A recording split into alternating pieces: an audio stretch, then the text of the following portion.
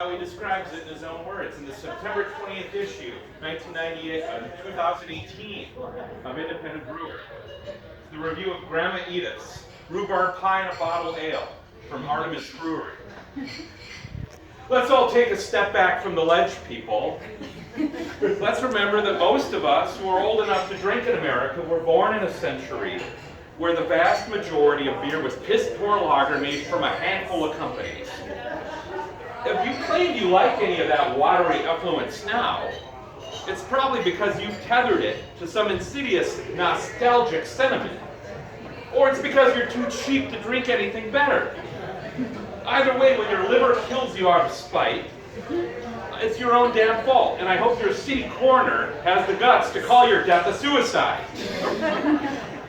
Since every other product in the world is rapidly becoming what beer was in 1975, and for the same reasons, let's pause at this moment.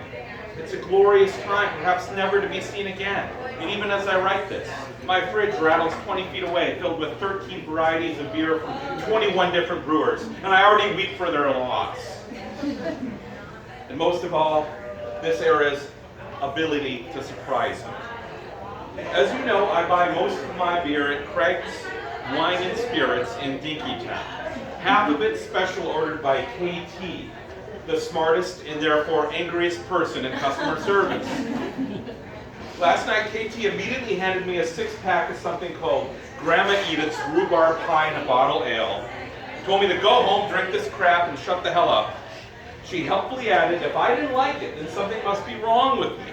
Because every white hipster who she had the tolerance to remember had come in either to buy the shit or to ask about it. The hipster crowd does love an unlikely origin story, and this is a memorable one. The brewer Artemis is operating out of the old Heartland facility in Nicollet Falls, Minnesota.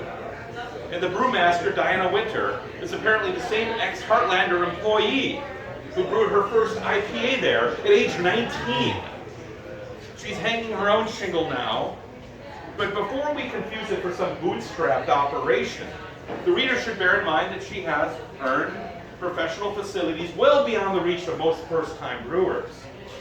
With these home field advantages, she needs to be up to something different to be respected. And indeed, there's some super freaky shit happening there, starting with the girls on her payroll.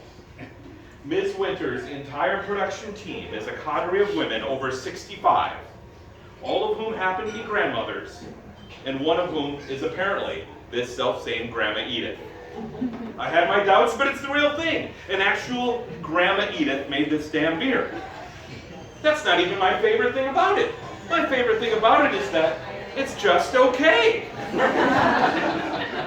And before I explain why that's my favorite thing in the world, you should hunt this shit down and buy as much of it as you can.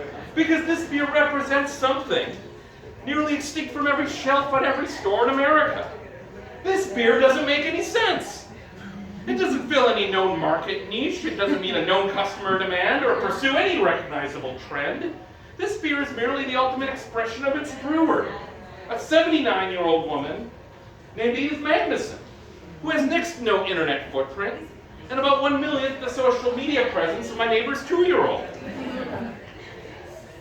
What little exists about Edith online indicates that she may have worked at a nursing home in New Stockholm, Minnesota, where her pies, which she brought in and baked herself, had become enough of a foodie fetish to make the nursing home into a brutal Friday night dinner reservation.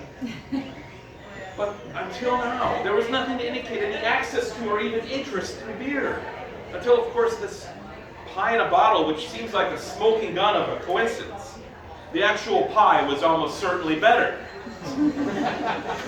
This beer has a fluffy pink two-finger head and smells like malty rhubarb, so it's certainly not out to fool anyone. No flavor notes I can write, however, are sufficient. In many ways they're beside the point. Even as the primal forces that created the beer of the 1970s out of the beer of the 1870s rear their head again. Hope remains in this specific bottle because all of the chemists, focus groups, AI, and boardrooms in the world will never create a world, will never create a beer like Grandma Edith's. This beer is flawed, wonderful, and strange in a way only a certain kind of individual could devise, and it renders every other beer on the shelf, a faceless SKU. Grandma Edith, she was just making a beer that she wanted to drink because it didn't exist yet. And the results are not a beer in the sense that you know it. It is the heart and guts and ignorance and beauty and dreams of Edith Magnuson, and that is all.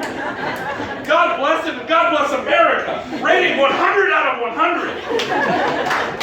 Editors note, Flavor Dave is now on an infinite sabbatical.